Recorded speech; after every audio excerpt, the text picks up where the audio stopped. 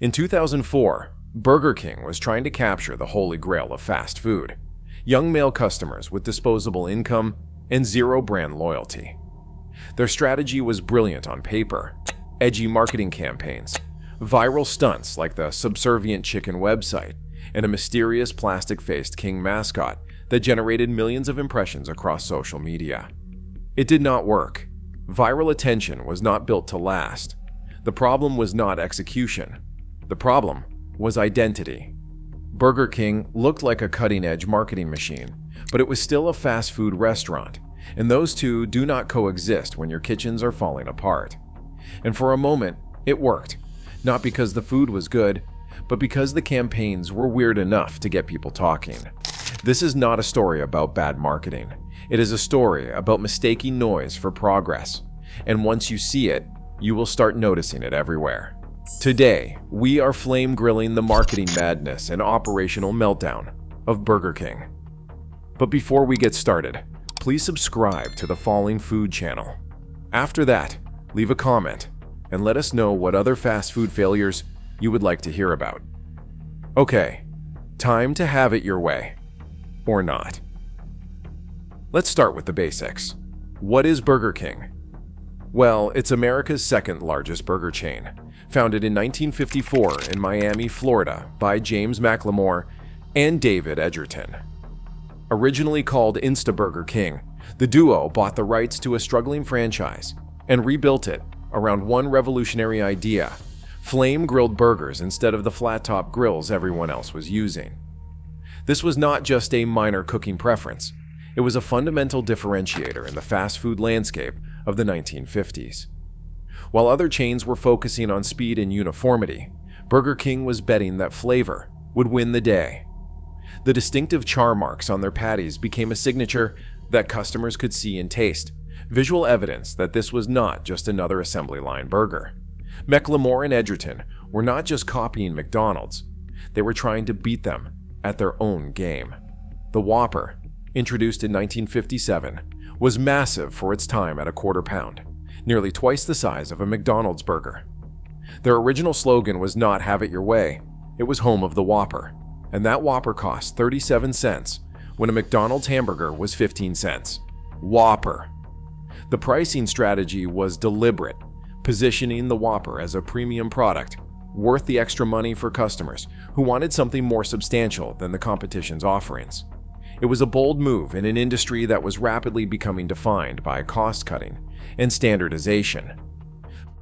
By 1967, Burger King had grown to 274 restaurants and was acquired by Pillsbury for $18 million. The Have It Your Way campaign launched in 1974, promising customization that McDonald's assembly line system could not match.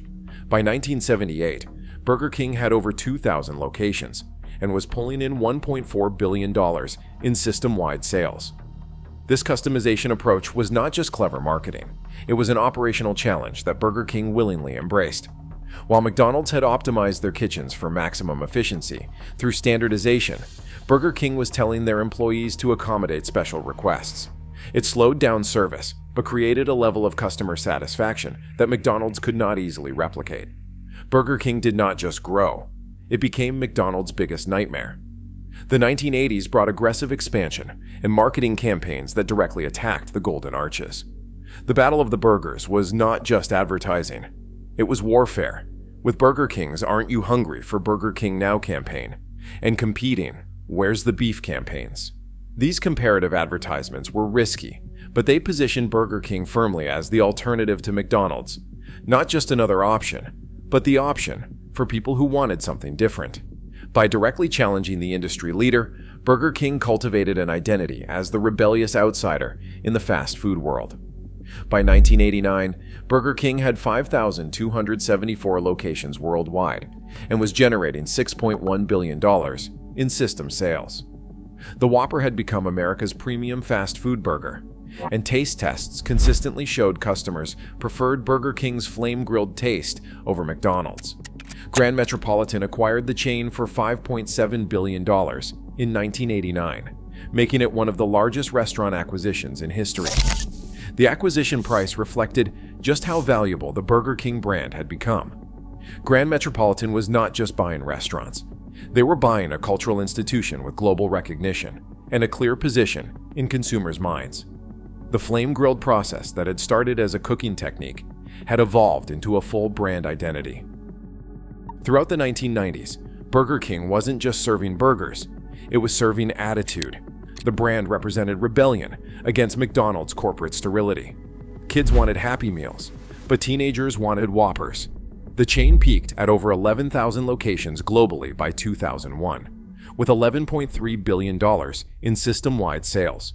Burger King became the fast food choice of adolescent rebellion, the place you went when you outgrew McDonald's but weren't ready for sit-down restaurants. This positioning served them well during the 1990s, as Generation X embraced brands with edge and attitude. Burger King's growth numbers reflected this cultural resonance, with new locations opening at a pace that suggested they might eventually challenge McDonald's supremacy. But by the early 2000s, Burger King had painted itself into a corner. While McDonald's was expanding into salads, coffee, and family dining, Burger King had doubled down on young males aged 18 to 34. This was not an accident. It was strategy. Chief Executive Officer Brad Blum, who took over in 2002, believed that if you could win the superfan demographic, everything else would follow. This hyper-focus on young men might have made sense if they were the only customers visiting Burger King, but they were not. Families, women, and older adults had been crucial to the chain's success, but the new strategy effectively told these customers that they were not the priority. McDonald's, meanwhile, was creating restaurants where everyone felt welcome, from children to seniors. In 2003, Burger King fired their longtime agency and hired Crispin Porter plus Bogusky, a Miami-based shop known for edgy, viral campaigns. Crispin Porter plus Bogusky's philosophy was simple: forget mass appeal, create content so weird that people cannot ignore it. Their first major campaign was the Subservient Chicken website, where users could type commands to a man in a chicken suit. The Subservient Chicken was undeniably innovative for its time, an interactive web experience that predated YouTube and social media as we know them today. Users could type commands like dance, jump, or spin around, and the chicken would respond accordingly. It was strange, slightly disturbing, and completely unlike anything McDonald's would ever do. While the marketing was generating buzz, the fundamentals were cracking. Store cleanliness scores were declining, drive-thru times were among the slowest in the industry, and franchisees were complaining about operational complexity. But corporate was mesmerized by viral metrics. The Subservient Chicken site got 46 million hits in its first week. Those 46 million hits became a dangerous distraction. While executives were celebrating their viral success, actual restaurants were struggling with the basics of fast food operation. Clean floors, functioning equipment, and efficient service are the fundamentals of the industry, but these unsexy operational details were being overshadowed by marketing triumphs that were not translating to increased sales. The plastic-faced King mascot, introduced in 2004, was supposed to be Burger King's answer to Ronald McDonald. Instead, he became a cultural nightmare. The King showed up uninvited in people's bedrooms, handed burgers through car windows, and somehow convinced executives this was exactly what America wanted. Focus groups consistently rated him as creepy and disturbing, but CP+B insisted that negative attention was still attention. The King represented the ultimate triumph of marketing over common sense. While Ronald McDonald was designed to delight children and make families feel comfortable, the King seemed deliberately designed to unsettle viewers. In one notorious commercial, he crawled into a man's bed and watched him sleep before offering him breakfast. In another, he stalked a man through a city. These were not advertisements designed to make you hungry. They were designed to make you remember. While chasing viral fame, Burger King's menu became a laboratory for stunts. There were black Halloween Whoppers that turned people's waist green, bacon sundaes, and the Windows 7 Whopper with 7 beef patties. Each stunt generated headlines, but also slowed down kitchens and confused employees. Drive-thru times ballooned to over 3 minutes, compared to McDonald's 90 seconds. These menu innovations were not evolving from customer demand. They were conceived as marketing stunts first and food products second. The operational nightmare of adding complex limited-time offerings took a toll on everything from inventory management to employee training. Customers noticed the declining service quality, even as the marketing team was too busy celebrating viral hits to care. By 2010, the numbers told the real story. Customer satisfaction scores had plummeted to industry lows. Same-store sales were declining year over year. Franchisees were in revolt, with many refusing to participate in corporate marketing campaigns. The chain that once challenged McDonald's was now losing market share to Wendy's, Subway, and even regional chains.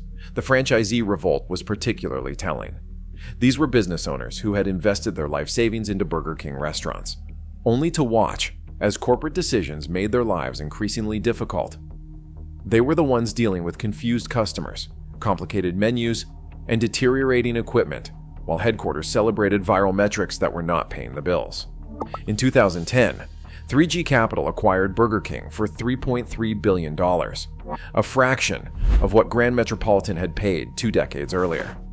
The new owners immediately fired CP+B and retired the King mascot. But the damage was done. Burger King had spent a decade building a brand that appealed to internet commenters, but repelled actual customers. The price tag told the whole story. Burger King had lost billions in value during its experimental phase. The new owners recognized that the core product had been neglected in favor of marketing stunts. But rebuilding customer trust would take more than just retiring a creepy mascot. The operational issues that had been ignored for a decade could not be fixed overnight. Burger King may have fallen from grace, but it was not completely destroyed. Today, the chain operates over 18,000 locations worldwide, though many are international franchises. In the US, BK has struggled to maintain relevance, with only about 7,000 domestic locations compared to McDonald's 13,500. The international expansion has been Burger King's saving grace, and in many countries, the chain does not carry the same baggage as it does in America. New customers encounter Burger King without the context of the creepy king or failed viral campaigns, allowing the brand to be defined by its food rather than its marketing misadventures. Since 2022, Burger King has invested $400 million in a Reclaim the Flame campaign focused on the basics, including restaurant renovations, kitchen equipment upgrades, and simplified operations.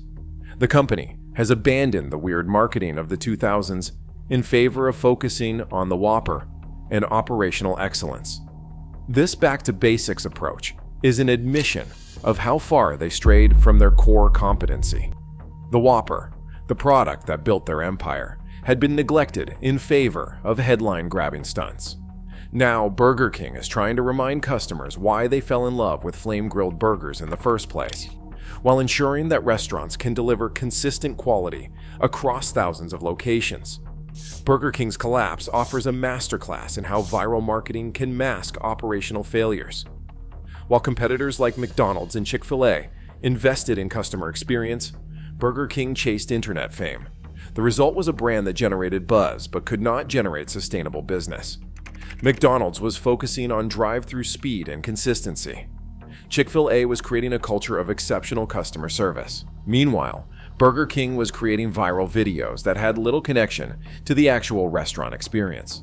The disconnect between marketing and operations became impossible to ignore, especially for customers who visited actual restaurants rather than watching commercials. The Burger King story reveals a pattern that has become common in the social media age, mistaking attention for affection, confusing viral moments with brand building, and believing that being talked about is the same as being loved. It is a cautionary tale about what happens when marketing becomes more important than the product you are actually selling. In the attention economy, Burger King momentarily seemed like a winner, generating headlines, trending on social media, and creating campaigns that marketing textbooks still reference today. But attention without conversion is just noise, and Burger King learned this lesson the hard way.